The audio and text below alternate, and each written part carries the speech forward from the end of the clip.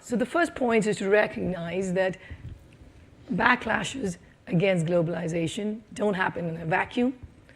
They are a response to rising economic discontent. So it's interesting to compare what happened during the Great Depression, this is 1920s, 1930s, to what's happening now.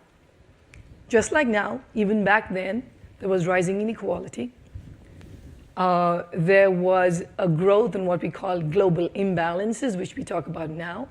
So the global imbalances are now about the US on net buying more from the rest of the world than the rest of the world buys from the US. Back in the 20s and 30s, it was reversed. It was the US that was selling more to the rest of the world, and it was the UK that was buying more from the US. So what was the US and UK back then is now the US and China with roles flipped. So this is a discontent that comes, it's a common feature of it.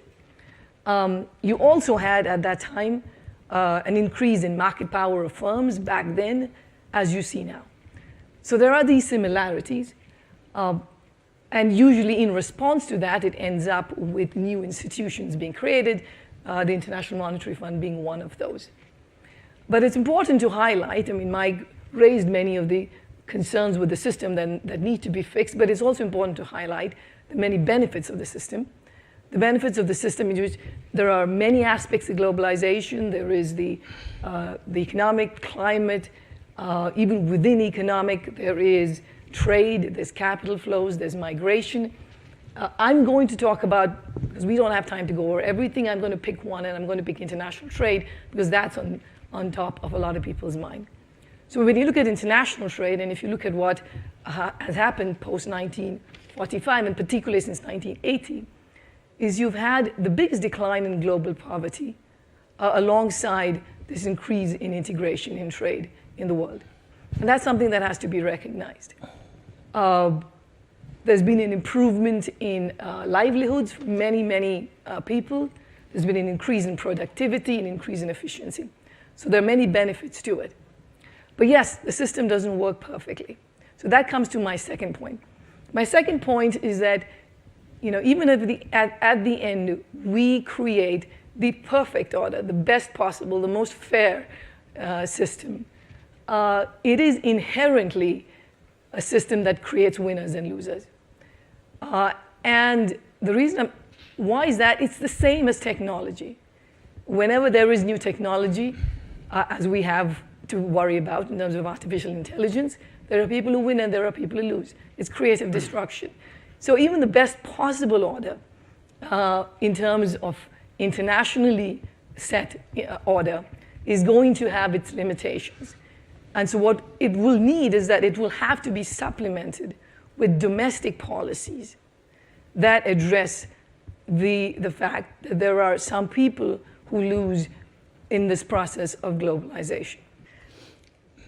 Just to be clear, whenever a new order gets set up, it is always meant for the benefit of humanity and for a better world and a better society. So in 1945, when you had the new, post-1945, when you had the new institution set up, of which the IMF is one of the Bretton Woods system, the purpose was to prevent countries going to war, to have economic cooperation, to make sure that people have better lives. Now, you know, we can disagree about the path to it, but the goals were always the same. So I don't think there's any disagreement there in terms of the ideology that this has to be for humanitarian benefit. What happens over time is that we revisit the different forms that globalization takes, and we re-examine what works and what doesn't work. And so one of the changes that has happened with the fund is with regards to capital flows. There's a clear recognition of the fact that capital flows, uninhibited capital flows, are not necessarily good for all countries and at all times. And so that is something that we recognize. Now, to come back to the question on the trade side, but just to be very clear, I'm not saying that the international policy works very well and it's all about domestic policy. I think both need to be addressed. So on the international policy side, I think what has worked quite well with the WTO, with the World Trade Organization, is the dispute settlement when it comes to very overt trade-related measures like tariffs, like quotas. In those cases, there is a system in place to address it. I think what the WTO and these institutions do less well is for the policies that take place within the borders of a country, so inside a country, and the impact that has on protectionism.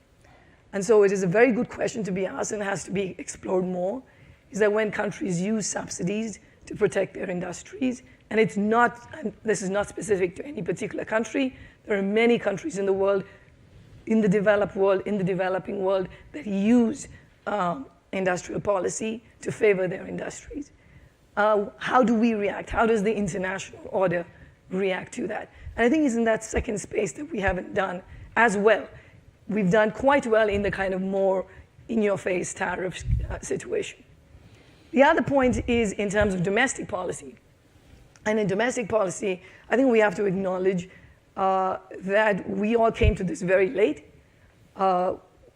We waited for a lot of discontent to build up before saying that, okay, well, we needed to fix domestic policies.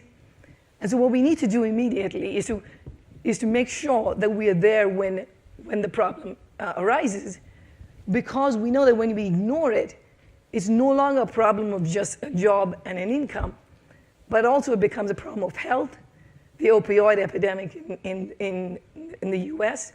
So it morphs into a much bigger problem.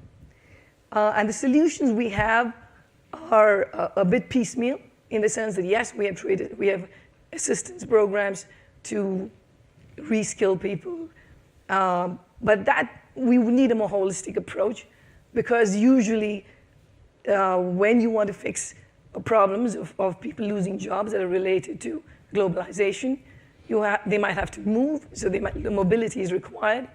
For that, you need to have policies for housing, for credit, besides policies for education and skilling. And just one last point about, is this all gloom and doom for the current globalization system? I just want to tell you that, we have, there's a Pew Research Center that has surveys every year asking people their views on globalization. And it's very interesting. It moves so closely with the economic cycle. So between 2014 and now, when we've been going around the world talking about the issues with globalization, there's actually been an improvement in sentiment towards globalization and trade particularly. And why is that? It's because the world economy has done better in the last 5 years than in the past. So, let's not throw out the baby with the bathwater is all I'm trying to say. But that said, we certainly need to have a vigorous debate on the next set of policy issues.